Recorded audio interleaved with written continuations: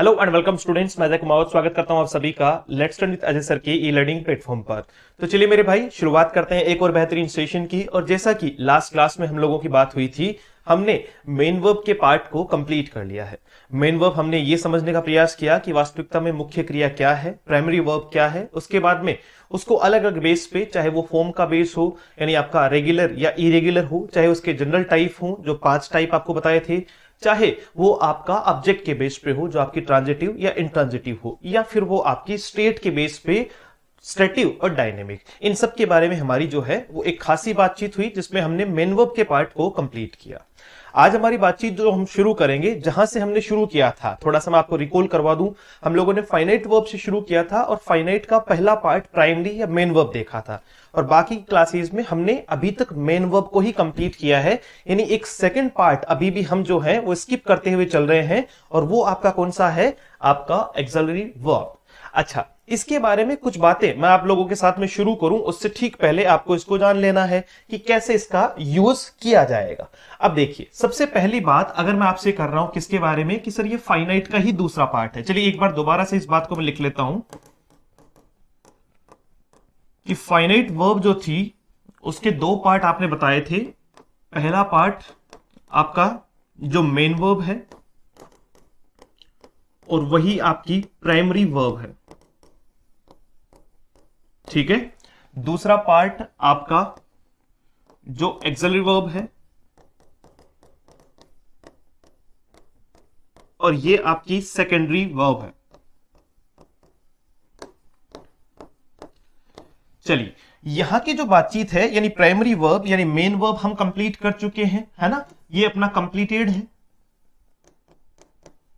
और अब हम बात करेंगे किसके बारे में, इसे कंप्लीटेड लिखने की जरूरत यहां नहीं होनी चाहिए, हम बात करेंगे किसके बारे में? ऑक्सिलरी वर्ब के बारे में। तो शुरुआत करते हैं कि सर ऑक्सिलरी वर्ब सबसे पहले तो इसको नाम क्यों दिया गया, इसको सबसे पहले ऑक्सिलरी वर्ब का नाम क्यों दिया गया। देखो, अगर आपसे कोई पूछता है कि ऑक्सिलरी वर्ब की संख्या कितनी होती है, तो उसे कह देना कि ऑक्सिलरी वर्ब की जो संख्या है वो मूलतः आपका 24 होती है। सर फिक्स है क्या, आगे पीछे नहीं कर सकते क्या? बिल्कुल नहीं कर सकते, इतनी ही आपकी ऑक्सिलरी वर्ब है। अब इसे ऑक्सिलरी वर्ब कहने के पीछे का रीजन ये है क्योंकि इसमें 2 एस्पेक्ट शामिल है, एक आपका हेल्पिंग वर्ब का और दूसरा आपका मॉडल का। दूसरा आपका किसका? मॉडल का। बहुत आराम आराम से इस बात को समझते चलना, एक एक पॉइंट पे ध्यान देना। मैं जो आपको कहता चल रहा हूं, अब मैंने क्या कहा कि ये जो ऑक्सिलरी वर्ब है आपकी 24, इसे मैं 2 भागों में डिवाइड कर रहा हूं, 2 पार्ट में डिवाइड कर रहा हूं। और वो 2 पार्ट कौन से हैं बच्चे?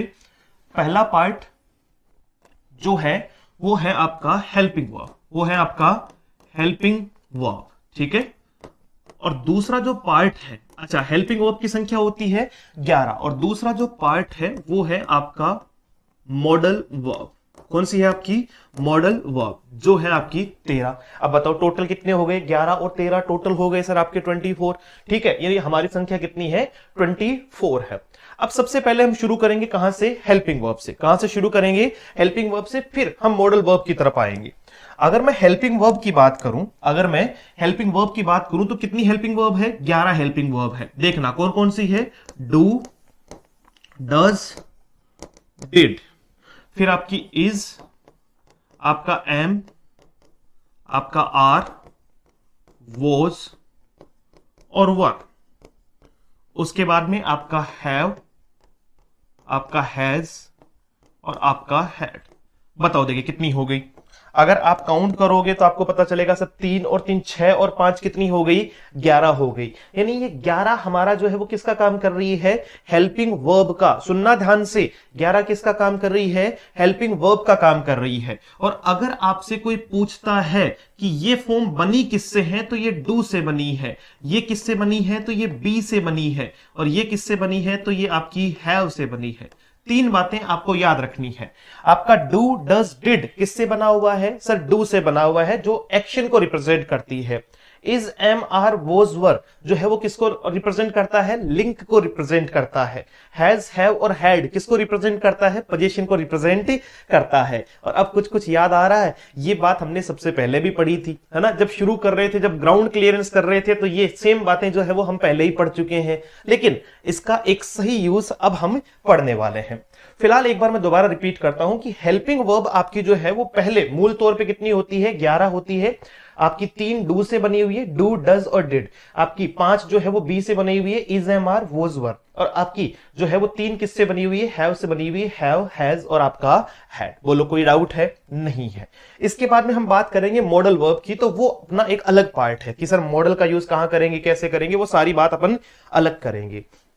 इसे थोड़ा सा रिकॉल करने के लिए मैं आपको एक दूसरे पॉइंट पर लेकर जाता हूं, जो शायद आपको देखते ही याद आ जाएगा, और मैंने वहां भी कहा था कि मैं बार बार इसका जिक्र करूंगा, मैं बार बार इसका जिक्र करूंगा, तभी बात ये आपके समझ में आएगी। बोलो याद आया ना? देखते ही मैंने कहा था मेन वर्ब सेंटेंस बना सकती है। बोलो हाँ कि ना? बिल्कुल बना सकती है। तो मेन वर्ब तो हम पढ़ चुके हैं, सेंटेंस बना रही थी।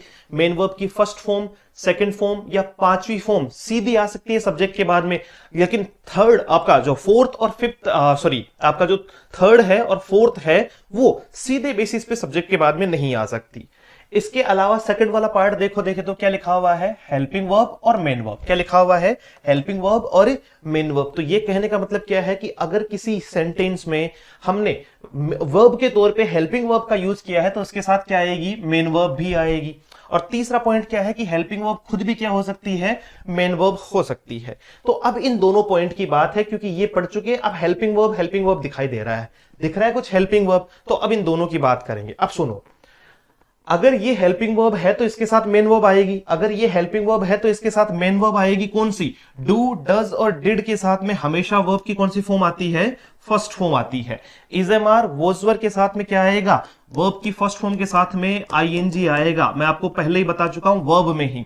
और वहीं हैज, हैव और हैड के साथ में क्या आएगा? वर्ब की थर्ड फॉर्म। कुछ और याद दिलवाऊं क्या? ये तो परफेक्ट है, ये तो क्या है आपका? परफेक्ट है। और ये आपका क्या है? कॉन्टिन्यूअस है। मैंने कहा था कॉन्टिन्यूअस में 6 टेंस में आपको क्या देखने को मिलेगी? आईएनजी देखने को मिलेगा।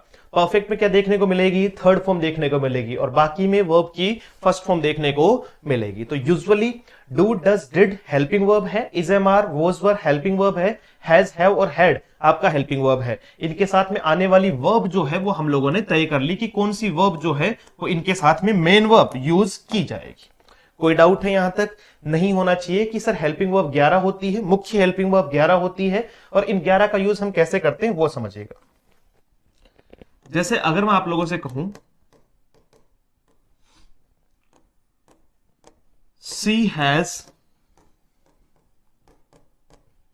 टेक फूड, चलो दूसरा मैंने कहा I am read, I am teach you. तीसरा मैंने कहा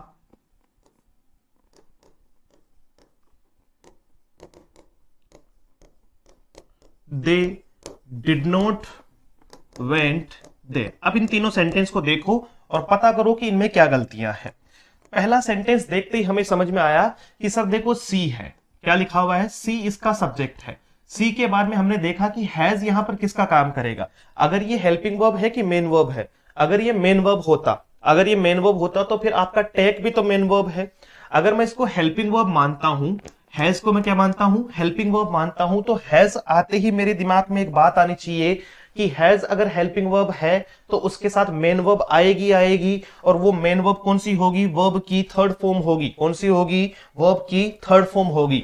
झटपट इसको जो है वो हम क्या करेंगे? यहां से टैग को हटाएंगे और क्या लिख देंगे बच्चे? टैकन लिख देंगे। क्या लिख देंगे? टैकन लिख देंगे, क्योंकि यही तो वर्ब की थर्ड फॉर्म है। तो आपका बैलेंस क्या कह रहा है? Sir helping verb plus main verb, helping verb plus main verb. यानी आपने क्या किया? She has taken food, she has taken food, yes और नो? सेकंड में आओ, आई एम टीच यू। अगर मैं ये कहता हूं तो आई तो सब्जेक्ट हो गया, आई के हिसाब से एम का आना कोई दिक्कत नहीं है, ये ठीक है सर, ये हेल्पिंग वर्ब हो गई। अगर इज, एम, आर या वॉज, वर हेल्पिंग वर्ब है तो उसके साथ मेन वर्ब की फर्स्ट फॉर्म के साथ में क्या आना चाहिए था? आईएनजी आना चाहिए था। तो टीच ना होके क्या होगा आपका? टीचिंग होगा। क्या होगा आपका? टीचिंग होगा। अब तो सही है, I am teaching you, I am teaching you. They did not went there. अब देखो, दे इसका सब्जेक्ट हो गया, डिड इसमें हेल्पिंग वर्ब हो गई, नॉट नेगेटिव सेंस के लिए आ गया। अगर डू डज या डिड हेल्पिंग वर्ब है तो मेन वर्ब की हमेशा कौन सी फॉर्म आती है? फर्स्ट फॉर्म आती है। मेन वर्ब की हमेशा कौन सी फॉर्म आती है? फर्स्ट फॉर्म आती है। ये देखो तीनों बातें आपको यहां दिख जाएगी। डू डज डिड है तो मेन वर्ब की first form, is am are was were है तो मेन वर्ब की फर्स्ट फॉर्म के साथ में आईएनजी, हैज हैव और हैड है तो वर्ब की थर्ड फॉर्म। तो बिल्कुल तैयार कर लेना इस बात को। 2 पॉइंट हम कंप्लीट कर चुके हैं। कौन कौन सा? एक हमने मेन वर्ब पढ़ ली, एक हमने हेल्पिंग वर्ब के साथ में मेन वर्ब पढ़ ली। अब देखो, वहां मेन वर्ब पढ़ाते हुए मैंने आप लोगों को कहा था कि आप टेंस तैयार कर सकते हो, हेल्पिंग वर्ब भी आपको टेंस तैयार करने में हेल्प करेगी। क्यों? क्योंकि देखो टेंस बना किससे है? या तो मेन वर्ब से या helping verb plus main verb से। तो इसको अगर ध्यान से देखोगे ना तो ये प्रेजेंट इंडेफिनिट है। बोलो हाँ कि ना? ये आगे वाली दो जो वर्ब है, जो हेल्पिंग वर्ब है, वो किसकी है? प्रेजेंट इंडेफिनिट की। ये पास्ट इंडेफिनिट की, ये प्रेजेंट कॉन्टिन्यूअस, ये पास्ट कॉन्टिन्यूअस, ये प्रेजेंट परफेक्ट और ये पास्ट परफेक्ट। भैया सब कुछ यही तो है, टेंस पूरा यही घुसा पड़ा है, सिर्फ एडवर्ब को छोड़ के बाकी पूरा टेंस ही पढ़ लिया हमने। क्यों? क्योंकि अब हमें अगर हेल्पिंग वर्ब या मेन वर्ब पता लग गई तो फिर हमें सिर्फ क्या चाहिए? एडवर्ब चाहिए, कि हमें एडवर्ब देख के हम पता लगाएंगे कि वो टेंस कौन सा है। जैसे टुडे दिया हुआ है तो प्रेजेंट है ना? इस वाले में से कोई लगेगा, है ना? इनमें से कोई लगेगा अगर प्रेजेंट की बात कर रहे हैं। यस्टरडे दिया हुआ है तो पास्ट है, पास्ट है तो डिड है, वॉज वर है या फिर हैड है, इनमें से कुछ यूज किया जाएगा। तो बहुत यूजुअल सा सेंस है। हेल्पिंग वर्ब 11 होती है, 3 डू की फॉर्म होती है, डू डज डिड जिनके साथ मेन वर्ब की first form, is am are was were के साथ वर्ब की first form with I N G, has have और हैड के साथ में वर्ब की थर्ड फॉर्म।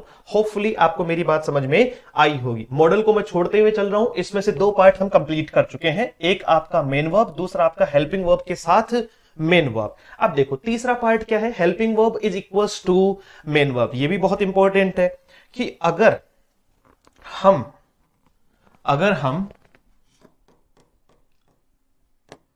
यदि, अच्छा चलो, यदि से पहले मैं आपको कुछ और एग्जाम्पल देता हूं, फिर हम इस पॉइंट पे जो है वो शुरू करते हैं। क्योंकि देखो बार बार मैं एग्जाम्पल इसलिए बढ़ा रहा हूं, प्रत्यक्ष को प्रमाण की आवश्यकता नहीं होती। जितने एग्जाम्पल देखोगे उतनी ही ज्यादा चीजें क्लियर होगी। चलो, मैंने कहा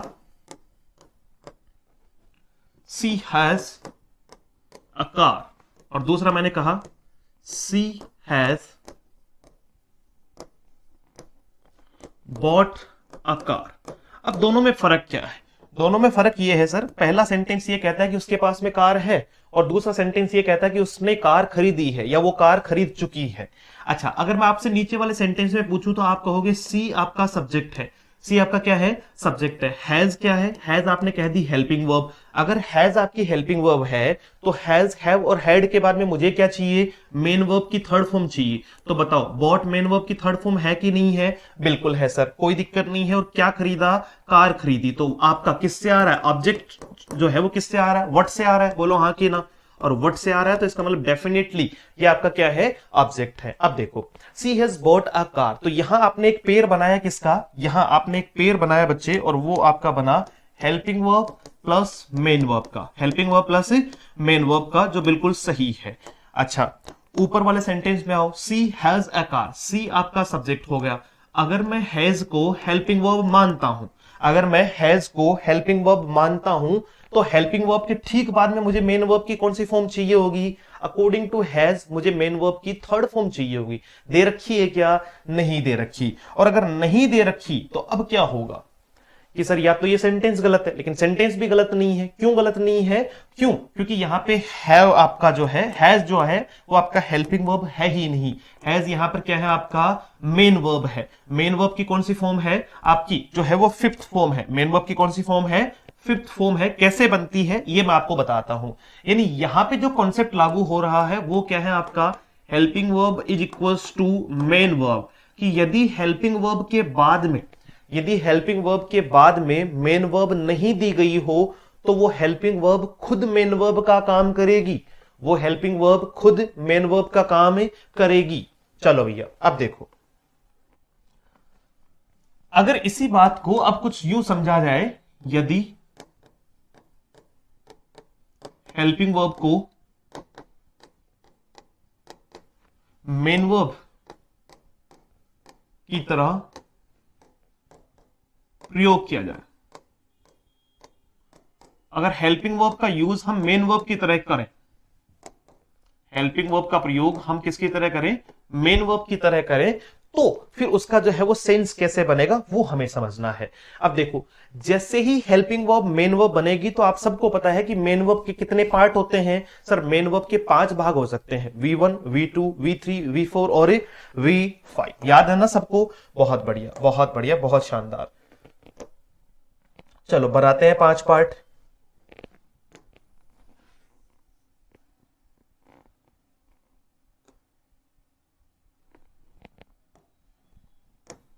ठीक है, हम बना लेते हैं एक टेबल, उसके बाद में चलते हैं आगे।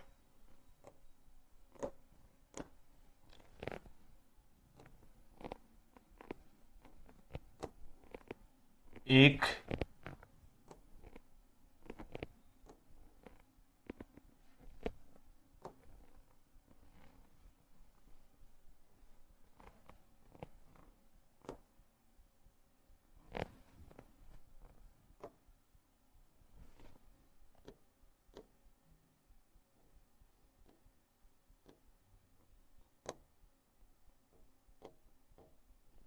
चलिए अब देखिएगा,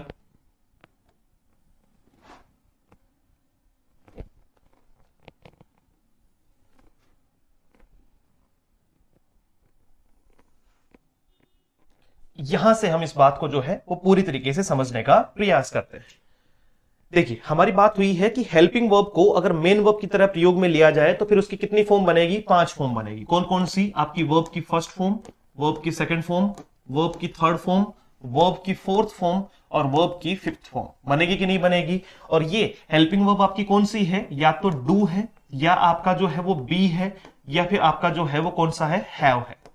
यही है, इन्हीं से बनी है, इन्हीं से तो फॉर्म बनी है आपकी। अच्छा, डू की जो है वो फर्स्ट फॉर्म आप याद करो फटाफट से। डू की फर्स्ट फॉर्म हमेशा और हमेशा क्या होगी? डू ही होगी। क्या होगी आपकी? डू ही होगी। डू की फर्स्ट फॉर्म जो है वो हमेशा और हमेशा आपकी क्या होगी? देखो, ये डू है, ये आपका बी है और ये आपका हैव है। ठीक है बच्चे, इसमें हमने ये कह दिया कि सर डू रिप्रेजेंट करता है किसको? एक्शन को। आपका बी रिप्रेजेंट करता है किसको? लिंक को। और हैव रिप्रेजेंट करता है किसको? पोजीशन को। चलो अब देखो, डू की जो फर्स्ट फॉर्म है, डू की जो फर्स्ट फॉर्म है वो कौन सी है? तो सर डू की फर्स्ट फॉर्म हमेशा डू होती है। सेकंड क्या हो जाएगी? Do did. थर्ड क्या हो जाएगी? Do did done. फोर्थ क्या हो जाएगी? Sir do did done doing. और फिफ्थ क्या हो जाएगी? एस ई एस या आई ई एस फॉर्म। बोलो हाँ कि ना?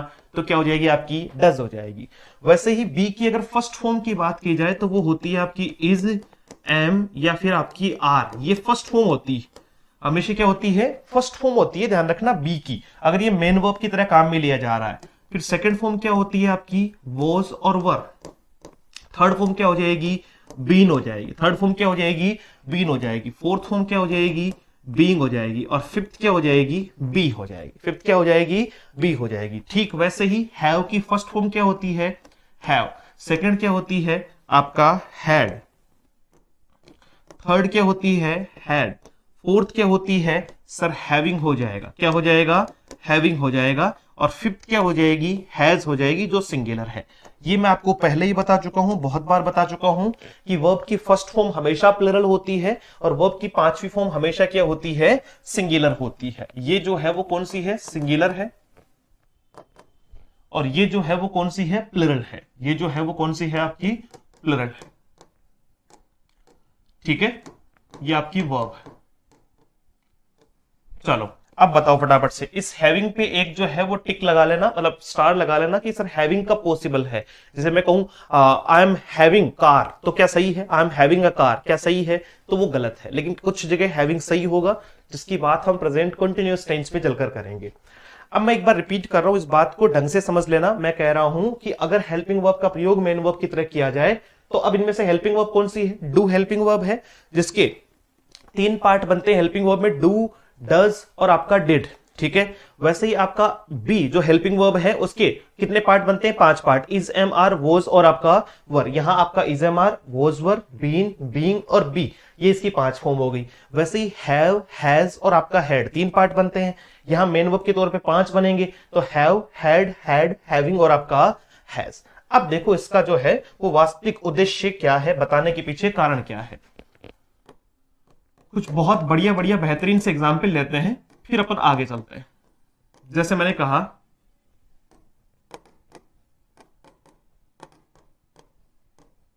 She did this work.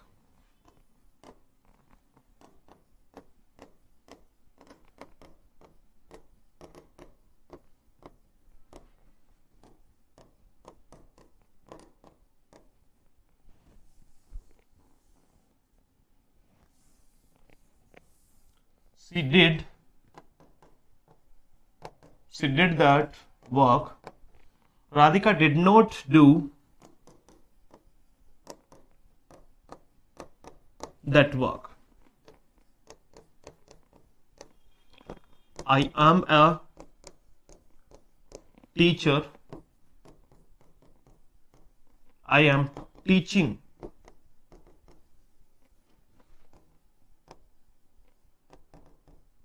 English. चलो पहले इन 4 सेंटेंस को देखो, फिर और आगे बढ़ते हैं। अगर मैं इन चारों सेंटेंस पे आपसे पूछूं कि आइडेंटिफिकेशन ऑफ हेल्पिंग वर्ब और मेन वर्ब बताओ, तो क्या करना है? सबसे पहले सब्जेक्ट देखना है। सब्जेक्ट देखा, कौन सा है आपका? सी। उसके बाद में देखना है कि आपको हेल्पिंग वर्ब दी हुई है या मेन वर्ब। अब डिड यहां पर हेल्पिंग वर्ब है कि मेन वर्ब? अगर डिड हेल्पिंग वर्ब होता तो हेल्पिंग वर्ब का एस्पेक्ट क्या है कि सर हेल्पिंग वर्ब के साथ में फिर क्या आता? आपका मेन वर्ब भी आता। बोलो हाँ कि ना। या तो अकेला मेन वर्ब आ सकता है, या फिर हेल्पिंग वर्ब के साथ मेन वर्ब आ सकता है, या हेल्पिंग वर्ब खुद क्या बन सकती है? मेन वर्ब बन सकती है। तो इसका मतलब अगर यहां हेल्पिंग वर्ब मैं मानता तो इसके बाद में मुझे क्या चाहिए था? आपका वर्ब की फर्स्ट फॉर्म चाहिए थी, तो वो नहीं दे रखा, तो ये खुद क्या है? मेन वर्ब है। खुद क्या है? ये मेन वर्ब है। अब हेल्पिंग वर्ब किसका काम कर रहा है? मेन वर्ब का। मेन वर्ब की कौन सी फॉर्म है? सेकंड फॉर्म है। नहीं यकीन आता, ये लिखा हुआ मेन वर्ब की सेकंड फॉर्म क्या होती है? आपकी डिड होती है। क्या होती है? डिड होती है। बोलो कोई डाउट? चलो, Radhika did not do that work. अब देखो, राधिका इसका सब्जेक्ट हो गया, राधिका इसका क्या हो गया? सब्जेक्ट हो गया। डिड यहां पर क्या हो गई? Sir helping verb. Note negative sense के लिए, अगर हेल्पिंग वर्ब है तो डू, डज और डिड के साथ में मेन वर्ब की कौन सी फॉर्म चाहिए? फर्स्ट फॉर्म चाहिए। मेन वर्ब की कौन सी फॉर्म चाहिए? फर्स्ट फॉर्म चाहिए। तो यहां डिड जो है वो हेल्पिंग वर्ब है और यहां क्या है? आपका मेन वर्ब है। इन दोनों डिड में फर्क है, इन दोनों डिड में फर्क है। तो हेल्पिंग वर्ब अगर दी जाएगी तो उसके साथ मेन वर्ब हमेशा दी जाएगी। क्लियर? चलो, आई एम ए टीचर। अगर मैं ये कहता हूं आई एम ए टीचर, तो यहां पर एम जो है वो क्या है? बच्चा कह देता है तुरंत, कहता है सर हेल्पिंग वर्ब है। अगर ये हेल्पिंग वर्ब होती तो इसके साथ आईएनजी भी आता कि नहीं आता?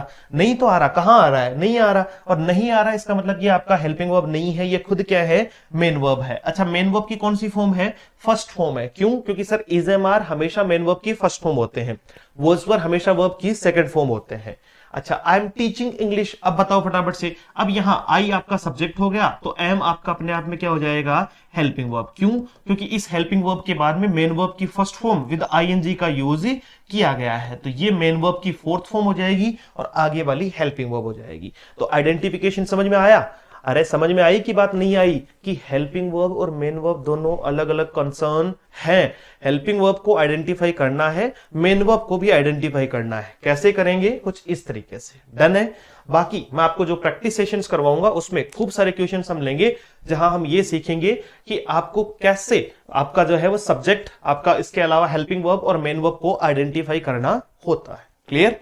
चले आगे। आप देखो, यहां तक की जो बातचीत है वो हमने सिर्फ इसी पॉइंट से रिलेटेड की है, और वो पॉइंट आपका कौन सा था? वो पॉइंट था आपका ऑक्सिलरी वर्ब में पहला पॉइंट आपका हेल्पिंग वर्ब, जो कितनी है? 11। जैसे डू से, बी से और हैव से बनी हुई है, तीनों से बनी हुई है ना?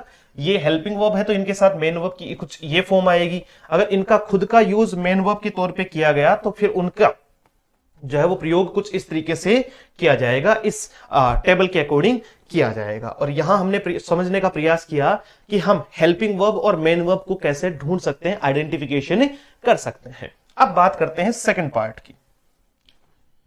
इसी में एक सेकंड पार्ट आपने देखा, मॉडल।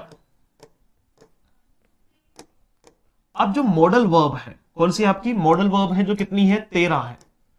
इन मॉडल वर्ब को भी हम मुख्य तौर पे दो भागों में डिवाइड करते हैं कि सर सबको डिवाइड बहुत ज्यादा कर रखा है, तो डेफिनेटली यस, डिवाइड तो कर ही रखा है, आपको उसी तरीके से समझना है।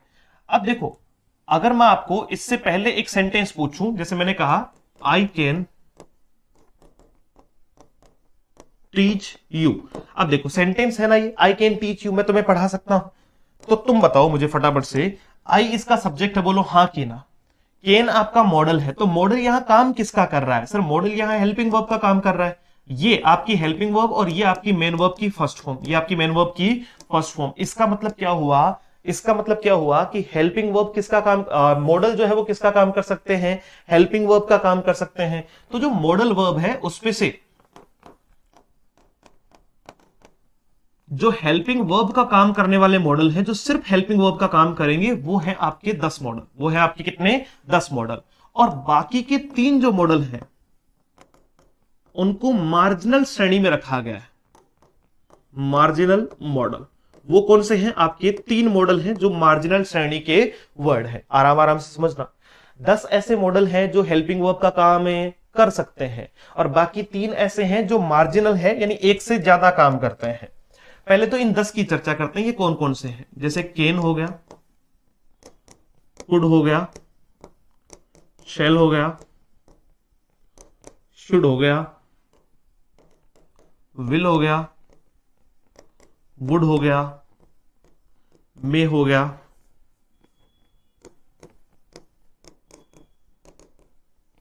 माइट हो गया, ऑट टू हो गया, और मस्ट हो गया। ये जो 10 मॉडल हैं, ये जो 10 मॉडल हैं, ये सब के सब किसका काम करते हैं, सर हेल्पिंग वर्ब का काम करते हैं। जैसे केन हो गया, कुड हो गया, सेल हो गया, शुड हो गया, विल, वुड, मे, माइट, और टू और मस्ट। कितने हो गए, 10। 1 2 3 4 5 6 7 8 9 और 10 हो गए पूरे 10। तो ये 10 वो मॉडल हैं जो किसका काम करते हैं, हेल्पिंग वर्ब का काम करते हैं। और इनके साथ में अगर ये हेल्पिंग वर्ब होंगे तो इनके साथ में मेन वर्ब भी आएगी। मेन वर्ब की कौन सी फॉर्म आएगी, फर्स्ट प्रायोरिटी पे मॉडल के साथ हमेशा मेन वर्ब की कौन सी फॉर्म होती है, फर्स्ट फॉर्म होती है। अच्छा, मार्जिनल मॉडल की अगर बात की जाए तो मार्जिनल में मुख्य तौर से 3 वर्ड जो है वो हम शामिल करते हैं। कौन कौन सा, नीड, डेयर और आपका यूज्ड टू। इन तीनों के बारे में हम विस्तृत चर्चा अलग से करेंगे। पहले इससे रिलेटेड कुछ एग्जाम्पल मैं आपको दे देता हूं। जैसे मैंने आप लोगों को कहा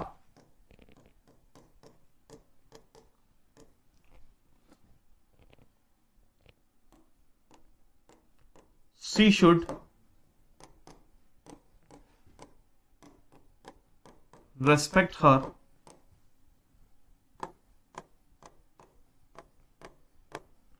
हस्बैंड। दूसरा मैंने कहा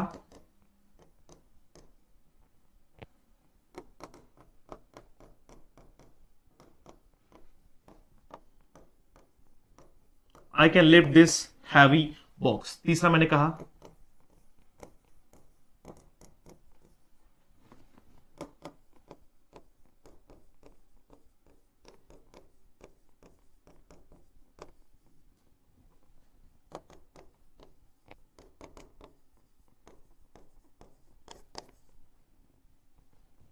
चलो, अब देखो, अगर इन तीनों सेंटेंस की बात मैं आप लोगों से करूं, इन तीनों सेंटेंस की बात मैं आप लोगों से करूं, she should respect her husband, I can lift this heavy box, Radhika में पास द एग्जामिनेशन। तो यहां देखो फटाफट से, अगर आप लोगों से मैं पूछता हूं तो जल्दी जल्दी आप लोगों को यह बताना है कि सी इसका क्या है, सब्जेक्ट है।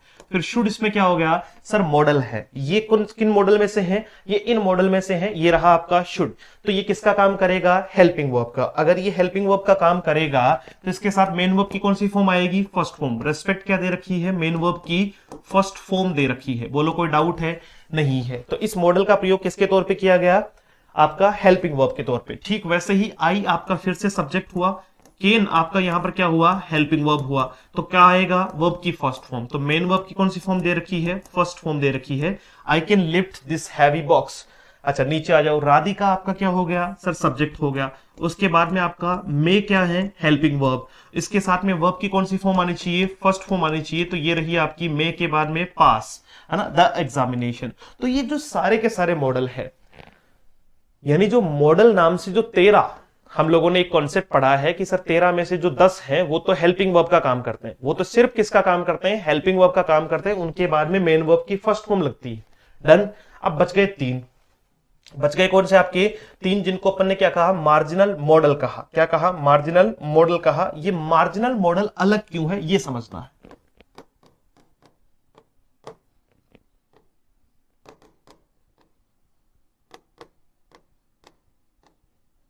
मार्जिनल मॉडल जो है वो अलग क्यों है ये समझना है। मार्जिनल मॉडल हम लोगों ने बताए हैं जी 3, कितने बताए हैं बेटा, 3 बताए हैं। और ये कौन कौन से हैं, नीड, डेयर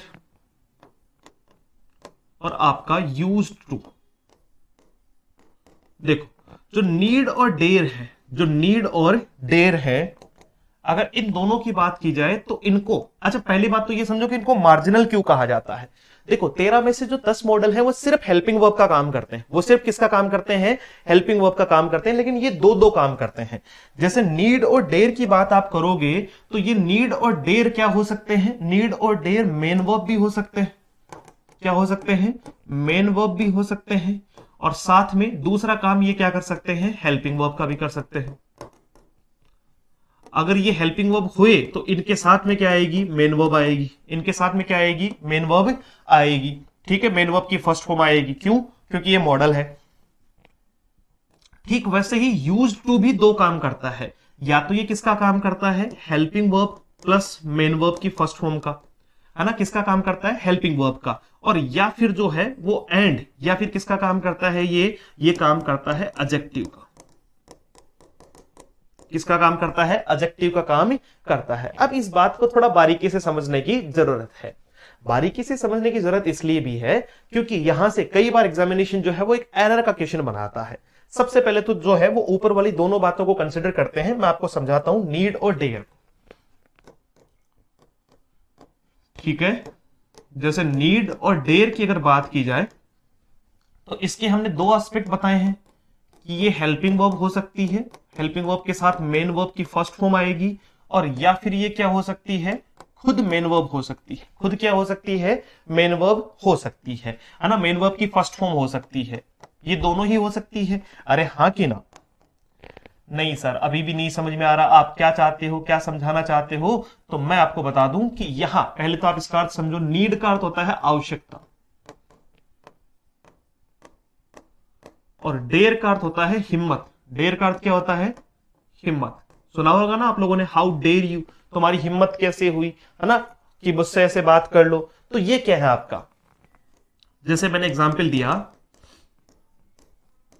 सी नीड्स माई हेल्प। अब आप खुद बताओ कि क्या ये नीड मॉडल है। अगर ये मॉडल होता तो क्या मॉडल के साथ पे हम एस लगा सकते हैं, नहीं लगा सकते। सी आपका सब्जेक्ट है सिंगुलर, इसके साथ आने वाली वर्ब भी क्या होगी, सिंगुलर, इसलिए हमने नीड के साथ में क्या लगा दिया, एस लगा दिया। तो ये यहां जो नीड्स है वो आपकी वास्तविकता में क्या है, मेन वर्ब है। मेन वर्ब की कौन सी फॉर्म है, ये 5वीं फॉर्म है। क्यों, क्योंकि इसमें एस लगा हुआ है, सिंगुलर बनाया है ना अपन ने इसको। अच्छा दूसरा और देखो, जैसे मैंने कह दिया she does not need my help. अब देखो she does not need my help, इसमें भी क्या है आपका, सी आपका सब्जेक्ट हो गया, डज आपकी हेल्पिंग वर्ब हो गई, इसके ठीक बाद में आपका क्या आ रखा है, नोट आ रखा है नेगेटिव बनाने के लिए। अगर डू डज या डिड हेल्पिंग वर्ब है तो मेन वर्ब की कौन सी फॉर्म आएगी, फर्स्ट फॉर्म। इसका मतलब यहां पर नीड जो है वो मेन वर्ब की कौन सी फॉर्म है, फर्स्ट फॉर्म। दोनों ही सेंटेंस में नीड जो है वो किसका काम कर रहा है, मेन वर्ब का काम कर रहा है। किसका काम कर रहा है, मेन वर्ब का काम कर रहा है। बट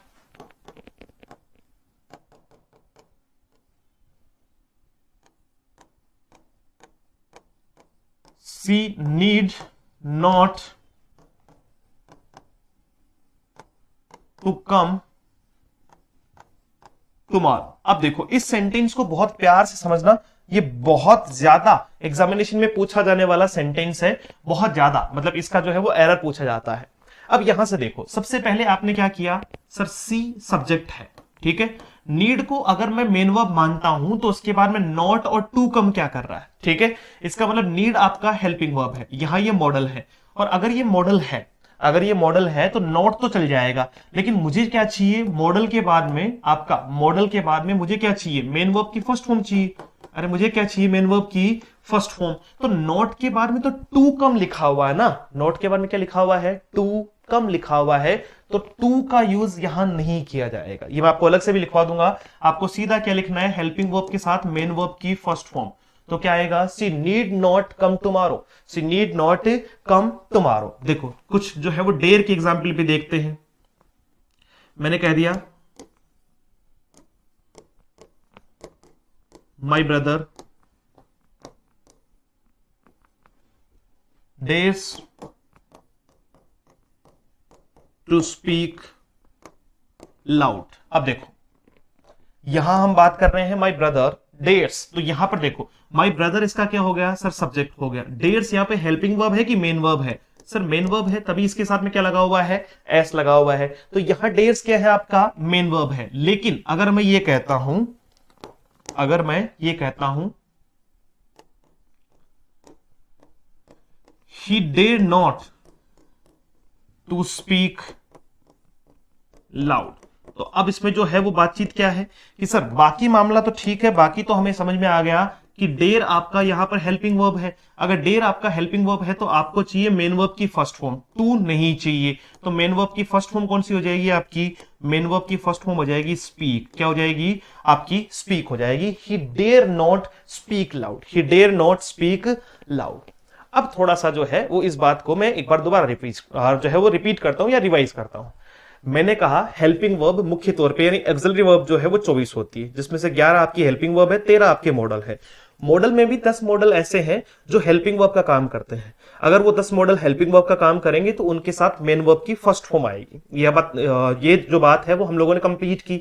इसके बाद में हमने कहा सर इसमें आपने 10 ही बताए, 3 कहां गए, तो 3 मार्जिनल है। मार्जिनल होने का मतलब क्या है कि वो दो दो काम करते हैं, या तो वो मेन वर्ब का काम करेगा, जैसे नीड और डेयर मेन वर्ब का काम कर रहे हैं, नीड और डेयर किसका काम कर रहे हैं, मेन वर्ब का काम कर रहे हैं, या फिर हेल्पिंग वर्ब का काम कर रहे हैं। ठीक है, वैसे ही यूज्ड टू या तो हेल्पिंग वर्ब का काम करेगा या एडजेक्टिव का काम करेगा। इसे समझने के लिए थोड़ा आगे पहले तो आप जो है वो एक नोट डालो, बहुत इंपॉर्टेंट नोट है। और वो इंपॉर्टेंट नोट क्या है, अगर हम नीड और डेयर का प्रयोग है ना, दोनों तरीके से मैं आपको लिखवा दूंगा। अगर नीड या डेयर का प्रयोग जो है वो किसकी तरह किया जाए, मेन वर्ब की तरह किया जाए। किसकी तरह किया जाए, मेन वर्ब की तरह किया जाए, तो सेंटेंस में टू प्लस वर्ब की फर्स्ट फॉर्म का आना सही माना जाएगा। क्या माना जाएगा, टू प्लस वर्ब की फर्स्ट फॉर्म का आना सही माना जाएगा। लेकिन वही नीड और डेयर, नीड और डेयर आपका हेल्पिंग वर्ब की तरह काम में लिया जाए तो फिर सेंटेंस में हमेशा वर्ब की फर्स्ट फॉर्म का ही आना सही माना जाएगा, टू का यूज नहीं किया जाता है। दोनों बातों को दो तरीके से पढ़ा दूंगा, तीन तरीके से पढ़ा दूंगा, कैसे भी याद कर लो, याद करना है। नीड और डेयर का यूज अगर मेन वर्ब के तौर पे हुआ तो फिर उस सेंटेंस में क्या आएगा, टू प्लस वर्ब की फर्स्ट फॉर्म आएगी। ठीक वैसे ही नीड और डेयर का यूज अगर हेल्पिंग वर्ब के तौर पे हुआ तो उस सेंटेंस में वर्ब की फर्स्ट फॉर्म का यूज किया जाएगा। अलग तरीके से इसको लिखने का तरीका यह है, नोट कर लीजिएगा, नीड और डेयर का प्रयोग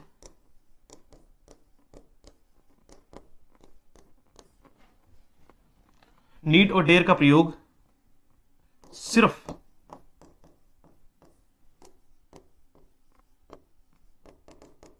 नेगेटिव सेंटेंस में ही, है ना, अफर्मेटिव में नहीं किया जाता, नेगेटिव में ही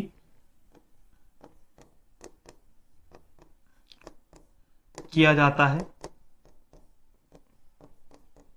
नीड और डेयर का प्रयोग सिर्फ नेगेटिव में ही किया जाता है, नेगेटिव सेंटेंस में ही किया जाता है। अच्छा, नीड और डेयर का प्रयोग हेल्पिंग वर्ब की तरह, इसको यूं लिखो, नीड और डेयर का प्रयोग हेल्पिंग वर्ब की तरह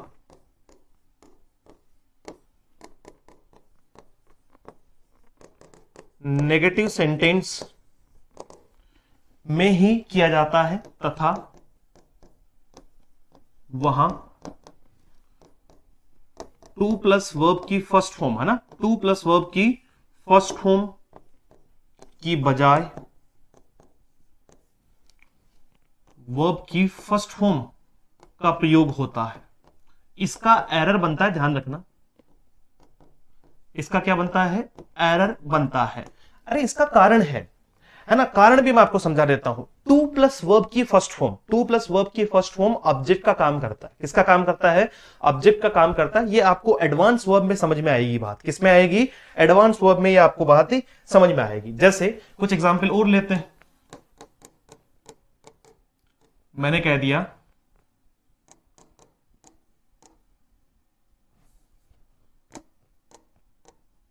I do not need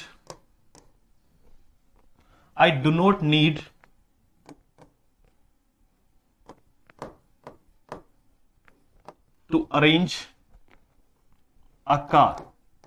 अब देखो, अगर मैं आपसे पूछूं कि बताओ यहां क्या क्या जो है वो सिचुएशन चल रही है, तो आपने कहा सर आई आपका सब्जेक्ट है, ठीक है जी। डू आपका हेल्पिंग वर्ब है। अगर डू, डज या डिड हेल्पिंग वर्ब है तो उसके साथ मेन वर्ब की फर्स्ट फॉर्म आती है। तो ये रहा आपका मेन वर्ब की फर्स्ट फॉर्म, ये रहा आपका मेन वर्ब की फर्स्ट फॉर्म। और टू अरेंज वास्तविकता में ऑब्जेक्ट है, टू अरेंज वास्तविकता में आपका क्या है, ऑब्जेक्ट है। तो ये सारी चीजें आपको समझ में आ गई कि साहब नीड यहां तो मेन वर्ब है, लेकिन अगर मैं वहीं पे बात करूं,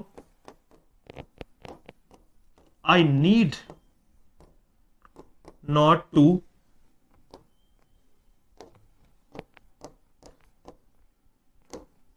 अरेंज अ कार। अब देखो, अब जैसे ही मैंने ये देखा कि आई आपका सब्जेक्ट है, नीड यहां पर आपका मेन वर्ब है कि हेल्पिंग वर्ब है, सर ये हेल्पिंग वर्ब है। और अगर ये हेल्पिंग वर्ब है, अगर ये हेल्पिंग वर्ब है तो इसके ठीक बाद में मुझे क्या चाहिए, नोट तो आ जाएगा, लेकिन उसके बाद में टू प्लस वर्ब की फर्स्ट फॉर्म का यूज ही नहीं होगा। देखो क्या लिखा हुआ है, नीड और डेयर अगर हेल्पिंग वर्ब है तो वर्ब की फर्स्ट फॉर्म आएगी, नीड और डेयर अगर मेन वर्ब है तो फिर टू प्लस वर्ब की फर्स्ट फॉर्म का आना सही है। तो इसका मतलब टू यहां से हटेगा और सिर्फ क्या लिखी जाएगी, मेन वर्ब की फर्स्ट फॉर्म लिखी जाएगी, मेन वर्ब की फर्स्ट फॉर्म लिखी जाएगी। आई need not arrange a car, I need not arrange a car. तो मार्जिनल में याद रखना इस बात को, इसका एरर बहुत बार एग्जामिनेशन ने पूछा है।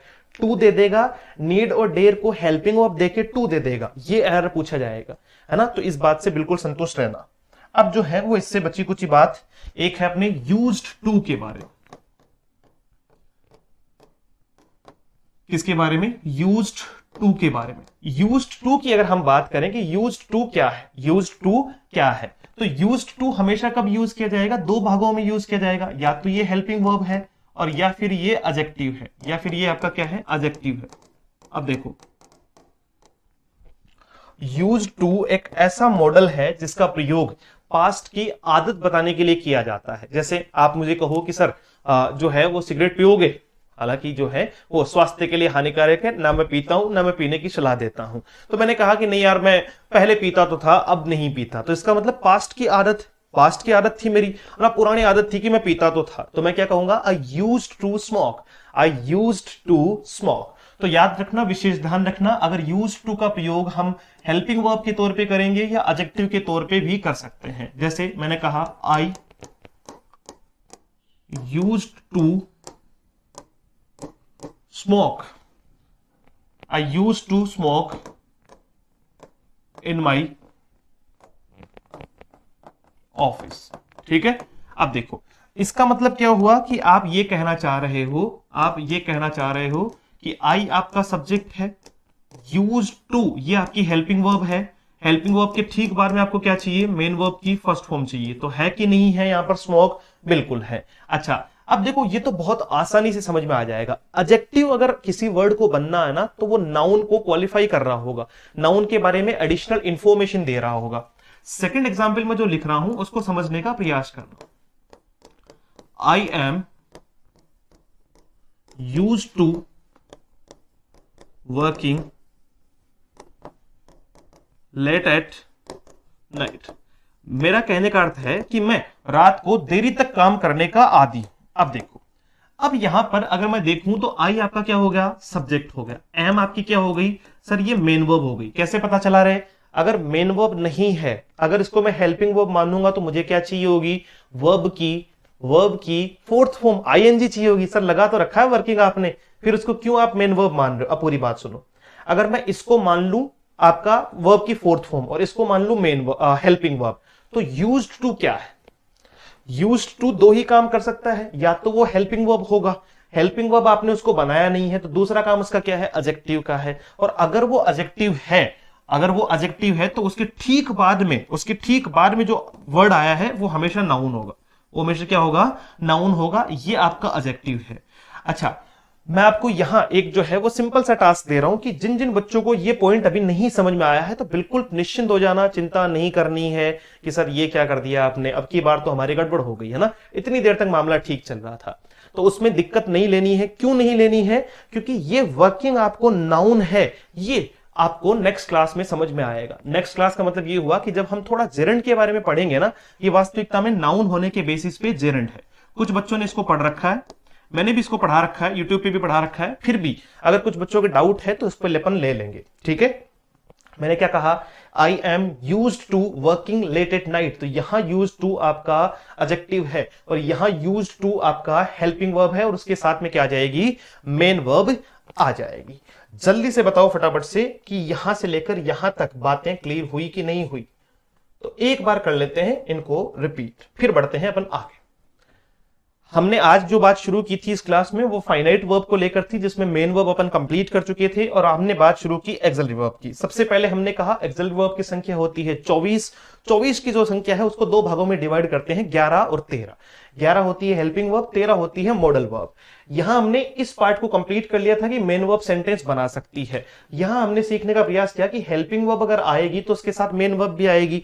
जैसे ये प्रेजेंट इंडेफिनिट टेंस आएगा तो उसमें हेल्पिंग वर्ब भी आ सकती है और मेन वर्ब भी आ सकती है, या अकेली मेन वर्ब से भी बन जाएगा। तो डू, डज और डिड कहां से बना हुआ है? डू से बना हुआ है। इनके साथ मेन वर्ब की हमेशा फर्स्ट फॉर्म। आपका इज, एम, आर, वोज, वर अगर वो हेल्पिंग वर्ब है तो इसका मतलब उनके साथ में वर्ब की फर्स्ट फॉर्म के साथ में आईएनजी। और हैज, हैव और हैड अगर हेल्पिंग वर्ब है तो उसके साथ में क्या आएगा? आपका वर्ब की थर्ड फॉर्म। फिर हमने कहा कि सर दो पार्ट हमने कंप्लीट कर लिए, ये एचवी और एमवी भी कंप्लीट कर लिया, बच गया आपका helping verb is equals to main verb. कि अगर हेल्पिंग वर्ब के बाद में मेन वर्ब नहीं दी गई हो तो इसका मतलब वो हेल्पिंग वर्ब खुद क्या है? मेन वर्ब है। वो हेल्पिंग वर्ब खुद क्या है? मेन वर्ब है। और अगर हेल्पिंग वर्ब मेन वर्ब बनेगी तो मेन वर्ब के कितने पार्ट होते हैं बच्चे? 5 पार्ट होते हैं, तो वो पांचों बनाएगा। पांचों बनाएगा तो कैसे बनाएगा? सर डू की फर्स्ट फॉर्म होती है डू, डिड, डन, डूइंग और does. Is, am, are first form होती है, वॉज, वर सेकंड फॉर्म होती है, बीन थर्ड फॉर्म होती है ना? कई बार आपको एक सेंटेंस दिखेगा, मैं लिखवाऊंगा भी आपको, टेंस में भी लिखवाऊंगा आपको, I have been in Jaipur, है ना? तो इसका मतलब क्या हुआ कि हैव तो आपका हेल्पिंग वर्ब हो गया, बीन आपकी वर्ब की थर्ड फॉर्म हो गई, बीन आपकी वर्ब की थर्ड फॉर्म हो गई। और बच्चा वहां क्या ढूंढता रहता है? वो सिंस फोर ढूंढने में लग जाता है। वो सिंस फोर ढूंढने में लग जाता है कि हैज बीन, हैव बीन का प्रयोग तो तब किया जाता है जब सेंटेंस में सिंस फोर आता है। अरे यही तो डावाडोल चल रहा है मामला। तो बिल्कुल क्लियर रखना, बीन वर्ब की थर्ड फॉर्म भी है। बीइंग आपका जो है वो वर्ब की फर्स्ट फॉर्म के साथ में आईएनजी है, इट इज बीइंग, है ना? ये मैं आपको पढ़ाऊंगा इसके बारे में। और बी, इसके बाद में हमने कहा आपका हैव, हैड, हैड, हैविंग और आपका हैज। हैविंग क्यों संभव है? इस पे स्टार लगा दिया है। ये जितने भी स्टार लगे हैं वो सब के सब आपको कहीं ना कहीं टॉपिक में आगे जाके रिलेट होंगे, जहां हमें बेहतर तरीके से ये बात समझ में आ जाएगी। फिर हमने कुछ सेंटेंस लिए जिसमें हमने आइडेंटिफिकेशन पढ़ा कि साहब हमें कैसे पहचानना है कि वो हेल्पिंग वर्ब है कि मेन वर्ब है। हमें पहली दफा उसको क्या मानना है? मेन वर्ब मानना है। अगर उसको मेन वर्ब मान लिया, जैसे मैं डिड को मेन वर्ब मान लूं तो इसके आगे हेल्पिंग वर्ब तो नहीं है, इसके आगे कोई दूसरी मेन वर्ब थोड़ी ना है। यहां मैं डिड को अगर मेन वर्ब मानूंगा तो गड़बड़ हो जाएगी, क्योंकि ये भी मेन वर्ब और ये भी मेन वर्ब, और दो मेन वर्ब एक सेंटेंस में साथ में नहीं आ सकती है ना? और आएगी तो वो टू से रिलेट होगी, तो वो अलग चीजें हैं। तो फिलहाल तो यहां पे बात किसकी होगी? आपकी राधिका के बारे में। डिड आपका हेल्पिंग वर्ब है।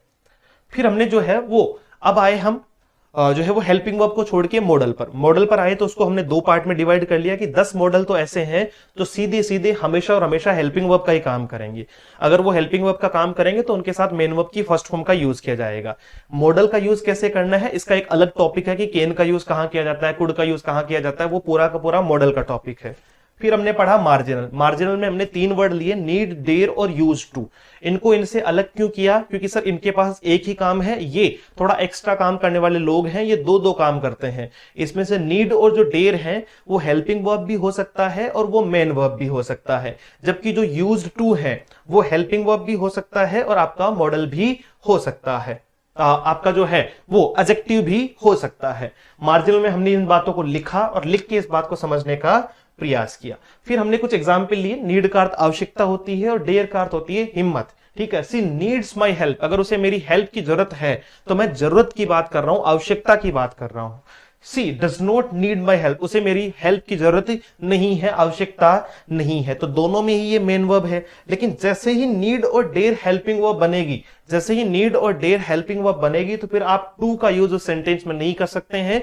क्यों?